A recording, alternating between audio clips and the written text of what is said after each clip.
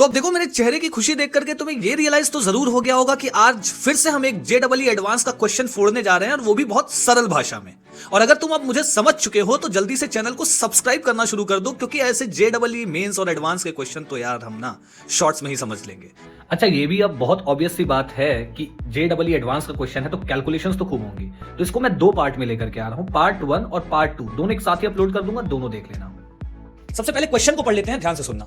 If alpha is equals to 1/2 से लेकर 2 तक की लिमिट दी है, इंटीग्रेट करना है tan inverse x upon 2x square minus 3x plus 2dx को, लेकिन उसके बाद हमें वैल्यू निकालनी है √7 tan 2 alpha √7 by pi is, मतलब कुल मिलाकर इसकी वैल्यू निकालनी है। एक बात मैं तुमको यहीं पे क्लियर कर देता हूं, बहुत सिंपल सी बात है, सुनो।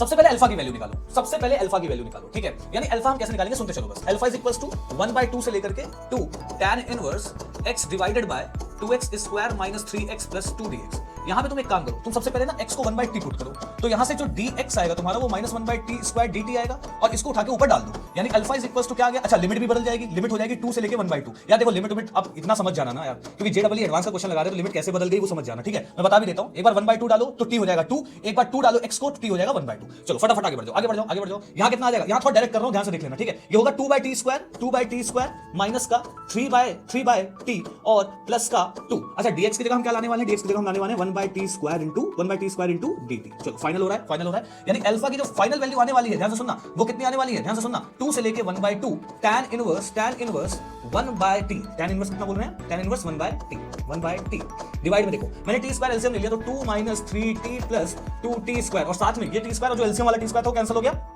इस माइनस को देखो क्या कर रहा हूं, इस माइनस के साथ मजाक करूंगा, क्या करूंगा, लिमिट को एक्सचेंज कर दूंगा। यानी यहां 1/2 डाल दूंगा और यहां पे क्या डालने वाला हूं, यहां पे सिंपली क्या डालने वाला हूं, 2 डालने वाला हूं। अब आ जाओ इधर आ जाओ फटाफट, बस देखते चलो, तुम इस क्वेश्चन को कितना आसान बना दूंगा तुम्हारे लिए। अच्छा यहाँ पे dt है, इसको बात तो भी ध्यान रखना है, ठीक है। अब एक काम ही करना है हमको कि हमको फटाफट इक्वेशन नंबर 2 और इक्वेशन नंबर 1 इसको बनवा दो, दोनों को ऐड कर देना है। एक बात ध्यान रखना, ये प्रॉपर्टी ध्यान रखना, a से लेके b तक fx dx को अपन a से लेके b तक ft dt भी बोल सकते हैं। इस प्रॉपर्टी को याद रखना। यानी यहां पे अगर x वापस डाल दो तो कोई फर्क नहीं पड़ेगा। ध्यान से सुनो, अल्फा अल्फा मिलकर के 2 अल्फा तो हो जाएगा, और साथ में लिमिट भी सेम हो गई 1/2 से 2 तक, तो 1/2 से 2 तक की लिमिट हो गई। ऊपर क्या आएगा, tan इनवर्स x, और अगर यहां x मान लो इसको तो क्या आ जाएगा, tan inverse x plus tan inverse 1/x होगा, जिसको हम cot इनवर्स x लिख दें। तुम्हें कोई परहेज नहीं होना चाहिए भाई इस बात से, cot इनवर्स x। और डिवाइड में देखो क्या आ जाएगा, डिवाइड में अगर मैंने 2 को कॉमन ले लिया, सिंपली अगर 2 को कॉमन ले लिया तो अंदर क्या बच जाएगा, इन सबको x के टर्म्स में लिख रहा हूं, ठीक है। तो क्या बच जाएगा, देखो ध्यान से, 2 को मैंने कॉमन ले लिया तो क्या बच जाएगा, 1 - 3/2x स्क्वायर प्लस